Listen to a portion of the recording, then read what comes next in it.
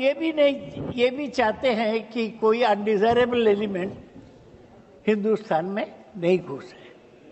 Main thing is to have a balance, संतुलन होना चाहिए।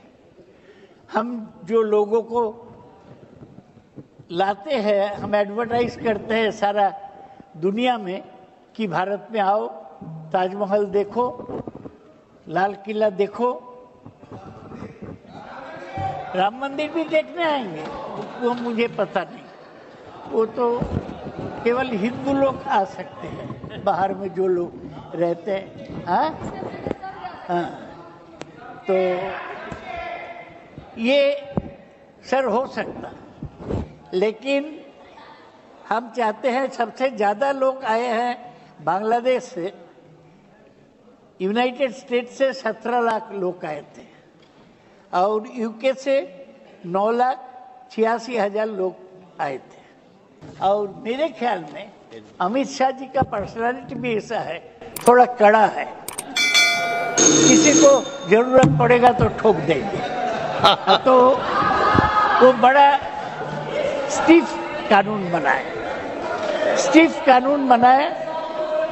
मैं चाहता हूं कि ये बिल को एक ज्वाइंट सिलेक्ट कमेटी में भेजा जाए। मान्यवर, आज मैं कई बार अलग अलग भाषणों में, अलग अलग जलसों में ये विषय उठा जाता है, बांग्लादेशी घुसपैठियों के लिए बीएसएफ क्या कर रही है, सेना क्या कर रही है।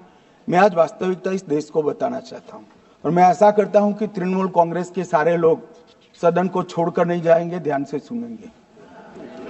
मान्यवर, हमारी बांग्लादेश के सटी हुई सीमा, अब सुनिए भाई, हमारी बांग्लादेश से सटी हुई सीमा 2216 किलोमीटर है, उसमें से 1653 किलोमीटर बाढ़ बन चुका है, बाढ़ के पास वाला रोड भी बन चुका है और चौकियां भी बन चुकी है।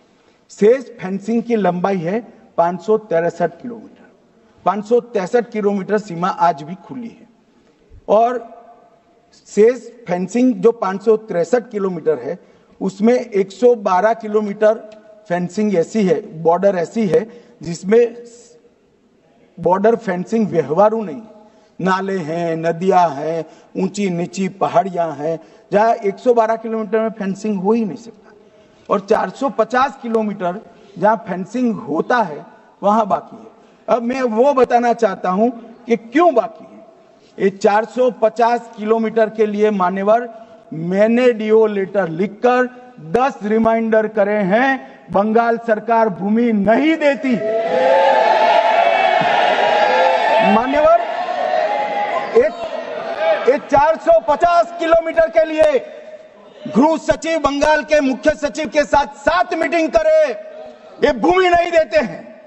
मान्यवर, जहां फेंसिंग लगाने जाते हैं सत्ताधारी पार्टी का कैडर आकर हुड़दंग करता है, धार्मिक नारे लगाता है। और मान्यवर, मैं कहना चाहता हूं कि ये 450 किलोमीटर फेंसिंग रुकी है तो केवल और केवल बंगाल सरकार की दया की दृष्टि घुसपैठियों के पर जो है इसके कारण।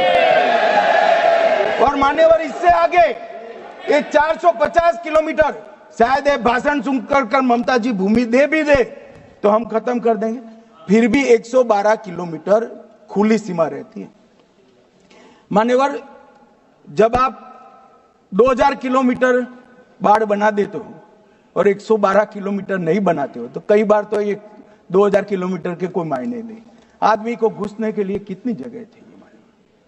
तो 112 किलोमीटर जो नदी है, नाले हैं, एक कठिन भौगोलिक परिस्थिति है, वहां से लोग आते हैं।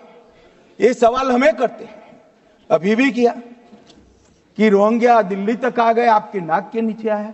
मान्यवर, ये बांग्लादेशी घुसपैठे हो या रोहिंग्याज हो जो घुस कर आते हैं, पहले असम से भी आते थे जब कांग्रेस की सरकार, अब बंगाल से आते हैं टीएमसी की सरकार, घुस कर आते हैं। इनको आधार कार्ड दादा कौन देता है? नागरिक कहां के बने हैं? कहां के बने हैं?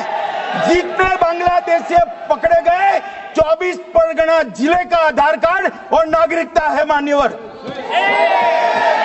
और ये जो आप आधार कार्ड आप आधार कार्ड इश्यू करते हो, वो आधार कार्ड लेकर, वो वोटर कार्ड लेकर ये दिल्ली तक आते हैं। आप उनको आधार कार्ड इश्यू न करो, आदमी क्या परिंदा भी पैर नहीं मार पाएगा। और दादा ये सब चीजें भी लंबे समय चलनी नहीं है। 26 में चुनाव है, बंगाल में कमल खिलेगा और पूरा बंद होगा। मान्यवर मुझे भी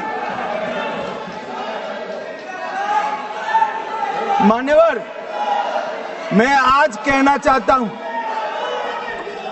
दिल्ली के चुनाव से मैं मौन रहा कि देश का सुरक्षा का प्रश्न है, तू मैं नहीं करना चाहिएगा। आज मौका भी है, दस्तूर भी है। इन्होंने सवाल उठाया, मैं बिल भी ये लेकर आया हूं, इसलिए मैंने देश की जनता को सत्य बताया है। ये 450 किलोमीटर जो आपकी कृपा से खुली रही है, वहीं से घुसपैठ है, वहीं नागरिक बनते हैं, वहीं आधार कार्ड बनाया जाता है और देश भर में फैल जाते हैं। मान्यवर,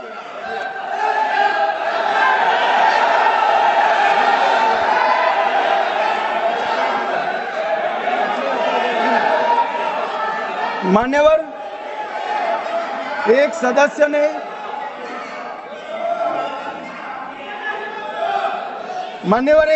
ने मुद्दा उठाया कि पासपोर्ट रैंकिंग में 50वां नंबर है। मान्यवर, ऐसा कोई सरकारी सर्वे नहीं है, एक निजी एनजीओ ने सर्वे कर दिया है। अब मुझे ये समझ में नहीं आता, इंडी अलायंस के नेता जब से राहुल गांधी बने हैं, सरकार के अधिकृत डेटा की जगह वो एनजीओ का ही डेटा खंगालते हैं। कई बार तो भाषण भी एनजीओ का दिया हुआ करते थे मान्यवर, और कई बार छापा बगैर का संविधान भी लहरा देते हैं। मुझे मालूम नहीं है क्या हुआ है इस देश को। कनिमोजी जी ने कहा कि इतने सारे तमिल शरणार्थी आए हैं, इसके लिए भारत सरकार की नीति क्या है। बहुत अच्छा मुद्दा मान्यवर, मेरा भी वो शरणार्थियों के लिए दिल इतना भी दुखता है जितना कनिमोजी का दुख। मगर उन्होंने कहा आपकी नीति क्या है, मैं नीति बताता हूं। 1986 से जो भारत सरकार का नीति है, और जब आप 10 साल यूपीए सरकार में थे तब जो आपका नीति था वही हमारा नीति है। ये तो 74 से आए, अब 10 साल था, दयानिधि जी भी मंत्री थे, बालू जी भी मंत्री थे, कुछ नहीं किया। और हमें सवाल कर रहे हैं कि आपने क्या किया। भला आपने कर दिया होता तो हमारे लिए तो बारी ही नहीं आती। मान्यवर, तमिल शरणार्थियों की नीति में हमने फुल स्टॉप कॉमा का बदलाव नहीं किया है। जिस सरकार में डीएम के हिस्सेदार थी, वही नीति को हमने जस का तस अपनाने का काम किया है। अगर कुछ बदलाव करना है तो मुझे दे दो, देखना, हम सोचेंगे। मान्यवर,